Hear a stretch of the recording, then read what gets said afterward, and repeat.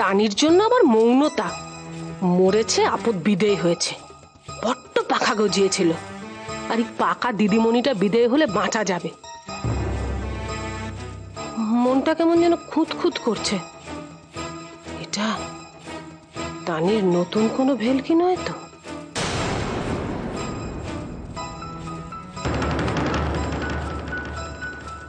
Good morning Tani. Good morning. বাথরুমে গিয়েছিলে?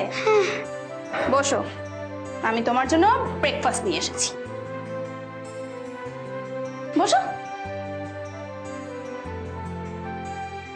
বিবেকদা বলেছে তোমাকে হালকা কিছু খেতে, তাই আম আর চিড়ে। চলো খাবে। বড় করে হাঁ কর, হাঁ কর, হাঁ কর, খা। খাবো না। ওমা আর একটুখানি আছে তো, খা। দুধ তানি, বলছি তো খাবো না। তানি এরকম করে না। আরে কেন খাবি না তানি?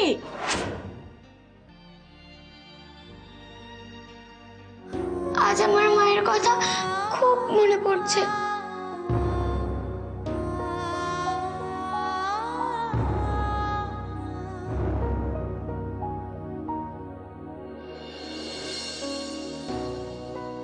সরি, সরি তানি।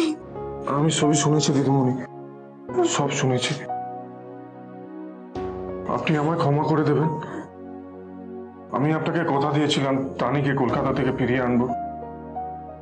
আমি পারিনি দিদিমণি। আমার নিজেকে এমন অপরাধী মনে হচ্ছে না। না না,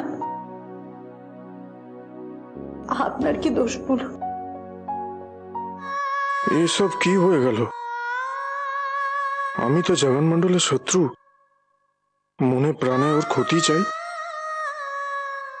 তাহলে ওর মেয়ে মরে যাওয়ায় আমার এত কষ্ট হচ্ছে কেন? কিছু বলবে? আপনি রান্নাঘরে কি করছেন? ওমা, আমি তো রোজই এই সময় রান্নাঘরে থাকি। কি করছেন রান্নাঘরে? আনাজ কাটলাম, রান্না করতে হবে না? আপনি রান্না করবেন? ওমা, এসব কি বলছো তুমি? আমি বাড়ির মা, বাড়ির গিন্নি, তা আমি রান্না করবো না তো কে করবে? ও তো খেয়ে স্কুলে যাবে। আপনি কার কথা বলছেন? আমার তানির কথা। যাক, শুধু ভালোই। সংসারের কাজকর্মের মধ্যে থাকলে মন ভালো থাকবে। মন না বাবা, মা তানির জন্য রান্না করছে। কি? হ্যাঁ বাবা, মা নিজের মুখে আমাকে বলেছে যে তানি ভাত খেয়ে স্কুলে যাবে বলে মা রান্না করছে। এসব কি হচ্ছে? হ্যাঁ, কি এসব ছাইপাশ কি করছো? কি ছাইপাশ কি গো?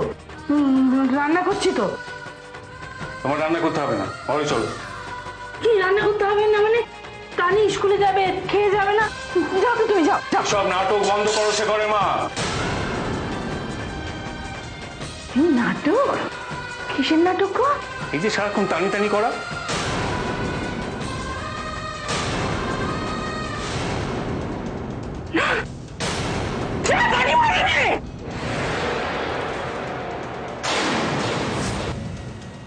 মা, মা, মামা রানী বেঁচে আছে। এটা ছাড়ো। না, বলবো না। মামা, আমি বলছি ছাড়ো। রানী বেঁচে আছে।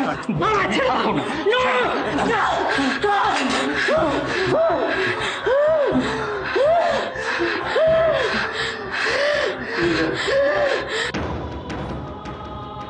বাদল তোর মাকে নিয়ে যায় এখান থেকে। মা চলো চলো। না যাবো না আমি।